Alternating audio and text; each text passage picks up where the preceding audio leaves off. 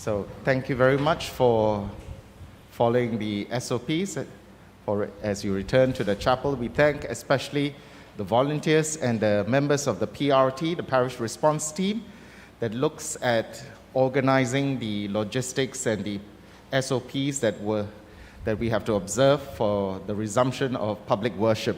As you can see, lots of things have to be done, and we would like to appeal to you, if you're healthy, able-bodied, to volunteer as for one of the assignments and responsibilities that are needed to facilitate others to come for worship in the chapel. So after the Mass, perhaps you can give your name to your BEC coordinator, or you can give your name to some of the volunteers downstairs so that they can contact you for the future Masses. At the moment, as you know, we have broken the community into two groups, Group 1 and Group 2. For the weekend Masses, we are still relying on these two groups. We are still having two Masses at the present moment because we're not too sure how many among the people who have registered will be returning.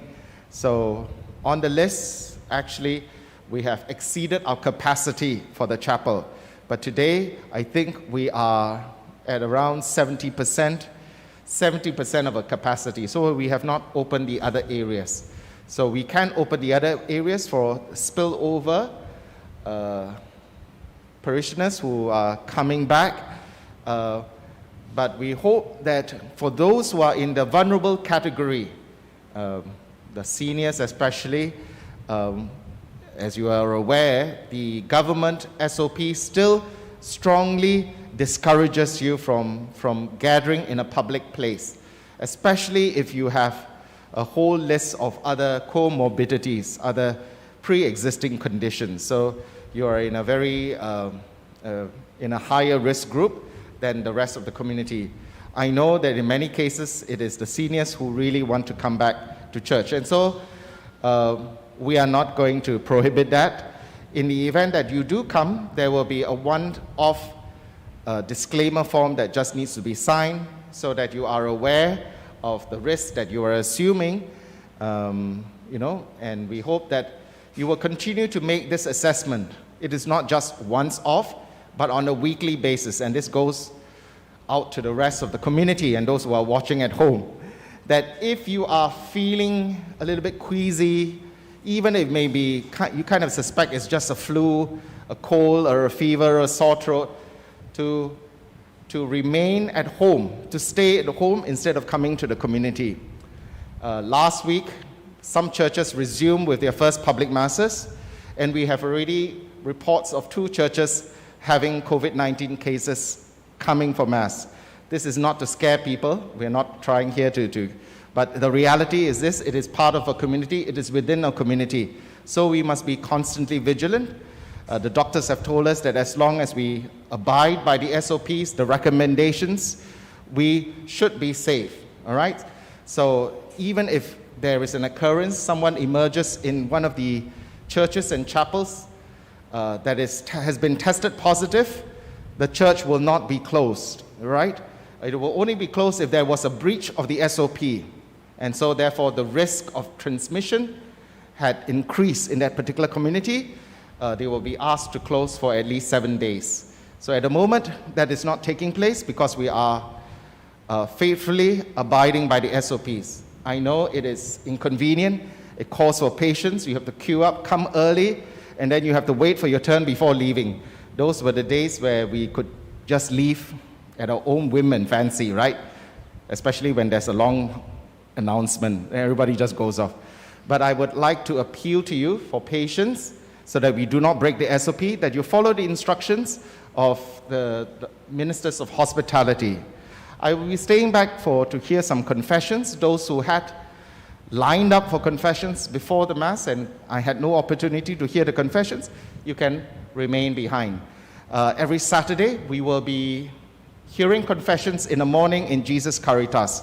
So if you would like to come outside of the Mass time, before Mass, because sometimes it's a bit of a rush, give a call to Jesus Caritas Parish to make an appointment to come for confession on a Saturday.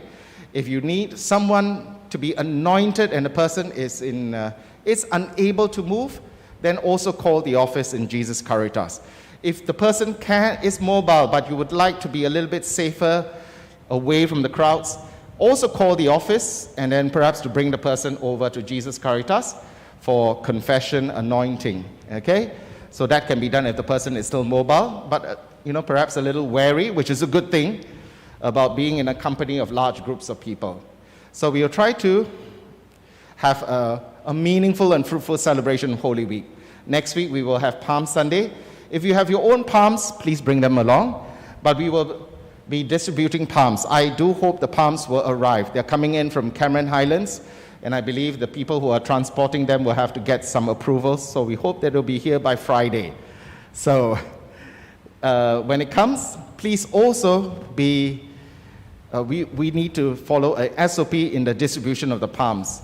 So in the past, I know some of you can just gather 10 palms because you need one for each door of your house and your kitchen and your car and your office and whatever it is.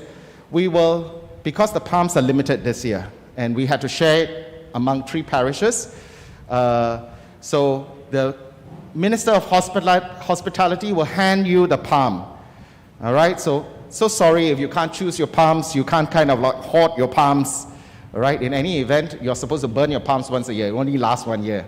Okay, so just take that palm, and it will be used during our Palm Sunday liturgy next week for Saturday and Sunday. So this group will be assigned Sunday the following week. Remember, this week you're Saturday, the following week it will be Sunday. And any other thing? Holy Week. So we have decided at our council that for Holy Week, because we do not want to disappoint anyone just walking in, initially it is just walk in. We do not want to disappoint people. We are going to do some form of pre-registration using the Google form. All right, so if you are coming in, we will share with your BEC coordinators, and your BEC coordinators will also share this with you. If you wish to come, sign up using the Google form, all right, so that we can gauge the number of people. At the moment, we can take roughly around 200 plus, all right, so first come, first serve. But on Easter Sunday, we're having 2 masses to cater to the whole community, okay? But for Holy Thursday, Good Friday, we're having 2 services. Easter Vigil, 1, which has a baptism, all right? Several baptisms and confirmations. So if you're not the sort who, you get fidgety after 1 hour, then I would suggest that you do not come for that. But if you love long liturgies and long homilies and long readings, please do sign up.